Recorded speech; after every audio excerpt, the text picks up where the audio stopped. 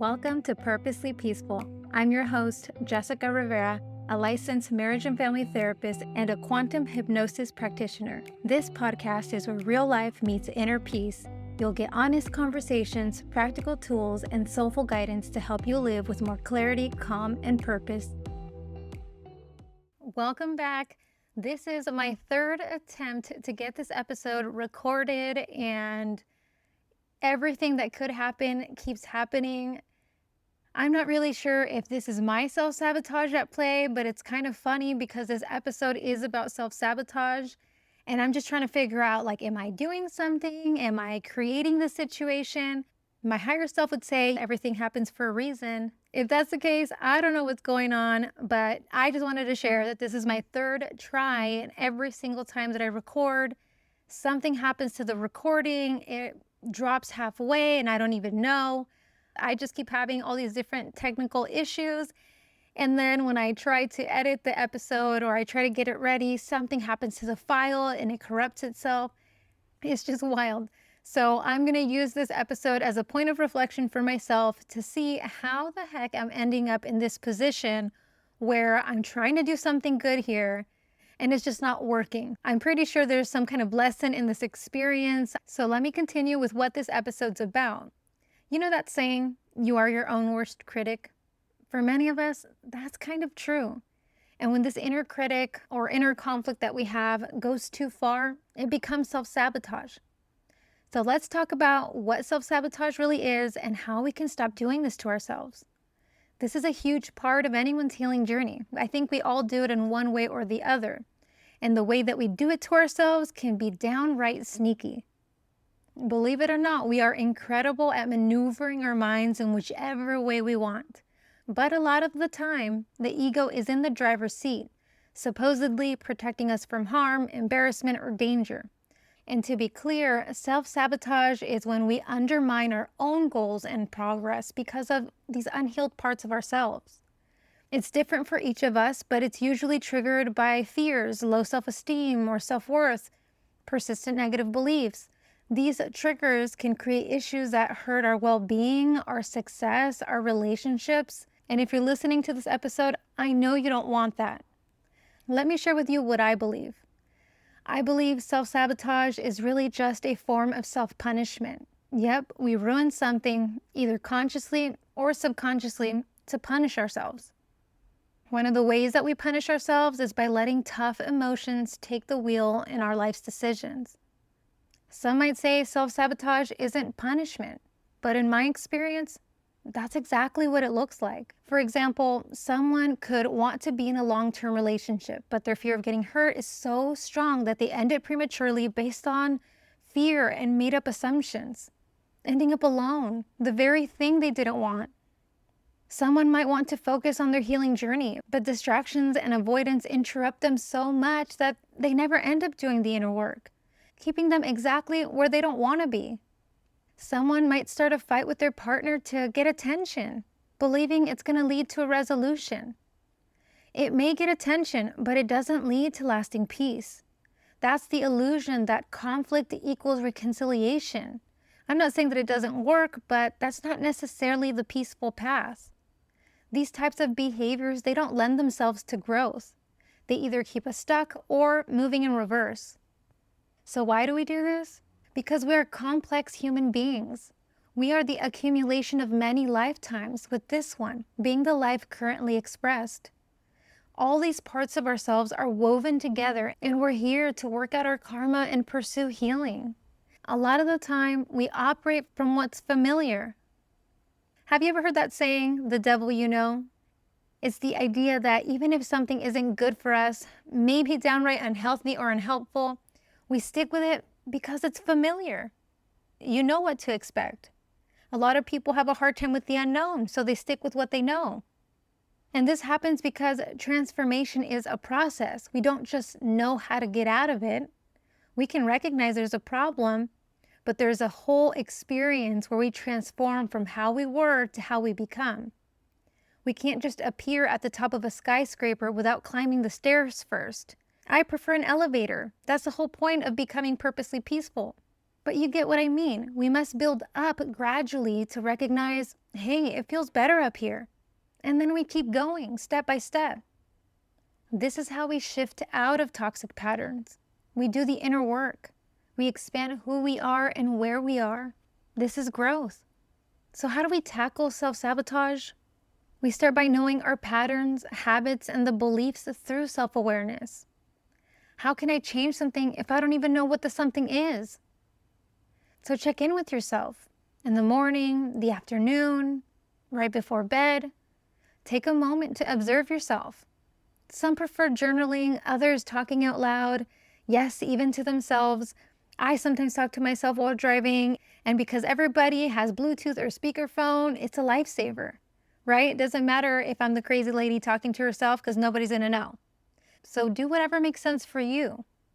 How can you give yourself that time to check in with yourself? Something else you can do is to recognize that your inner critic or your ego is a pattern. Certain things set it off, but that doesn't make it your truth.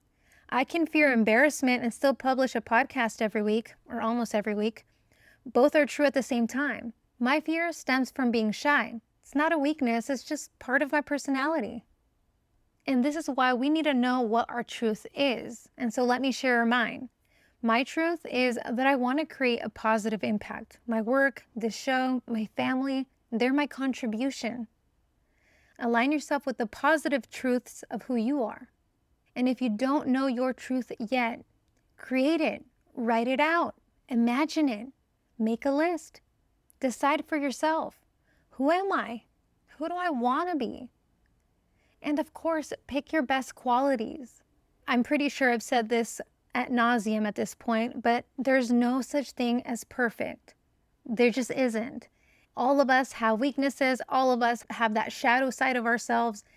Some of the ways to start breaking that cycle of self-sabotage is to invest in yourself. Truly. Consider that you are the most important person in your life, not your kids, not your spouse, not your parents. Nobody will be with you more than you are with yourself. What investments do you need to make in order to improve your life? Most people just need a break, a real break, where the purpose is simply to be you. It's a form of investment that costs nothing, but is often overlooked. Some might say, I take my 15-minute break and I don't feel any different. Okay, but did you journal, process, reflect, or did you scroll your phone? It's all about the quality of the break.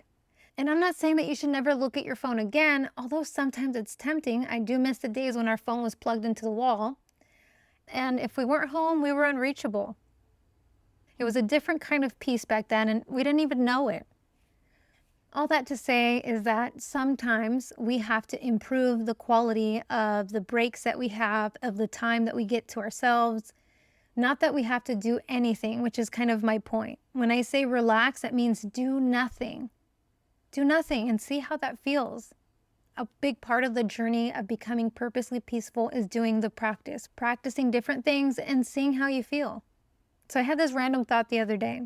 I was really trying to think about why we don't relax or what gets in the way of us really making that investment in ourselves to sometimes to do nothing, to sit in the nothingness and just enjoy how it feels to be in our bodies and to just enjoy the presence of being.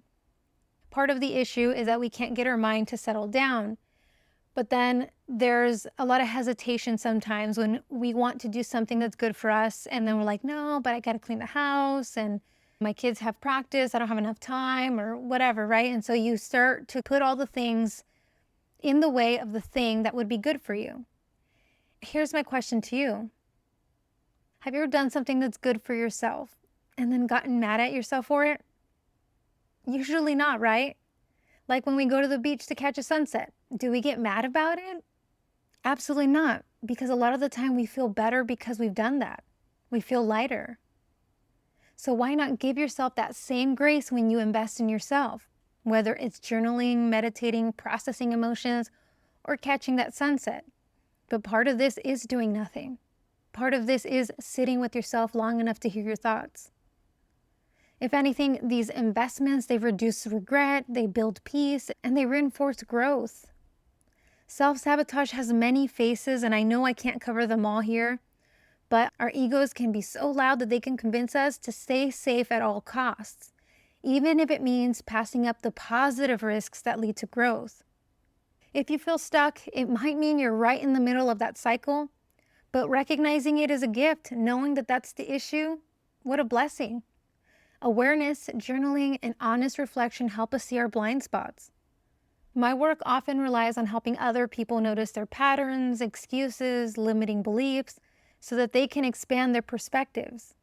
Every person that I've encountered, whether they know it or not, wants peace, joy, and harmony within themselves and their relationships. When we catch ourselves as being unkind, especially toward ourselves, it simply shows us where we need to reinforce our minds with the truth that's aligned with our soul. On a soul level, there is only profound love, peace, joy, and hope. Learn to see it in yourself and join me on being part of that ripple effect. Self-sabotage doesn't have to define us. It's a signal, not a sentence. When we become aware and start to show ourselves compassion and we align with our truths, we stop punishing ourselves and start nurturing growth. Every moment you choose to invest in yourself, you get closer to your higher truth, and you start to step out of that cycle and into freedom. The freedom of expressing who you are and your highest potential. And that, my friends, is the foundation of real healing, real growth, and real peace. I'm going to take some time to sit on everything that I've said in this episode to see if any of this is triggering something in me, which is why I keep having issues with this episode.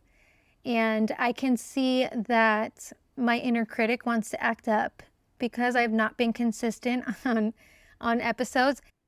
This journey of sharing my experience and everything that I've learned, it's for my growth, but it's for that positive ripple effect, what I hope to impact in the world.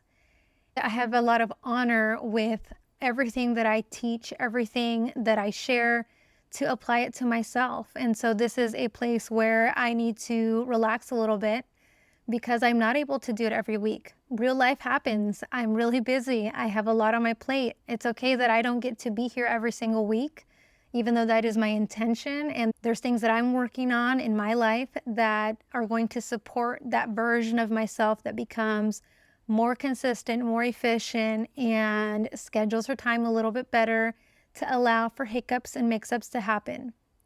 And if you're still listening, thank you so much for taking a little time out of your day to hear me out. So far, this recording seems to appear complete and recorded, so fingers crossed it'll make it out there. Thanks for spending a little time with me today. I hope something here met you right where you are. This podcast is for inspiration only and not a substitute for therapy. Please reach out to a licensed professional if you need support. I'll catch you on the next one.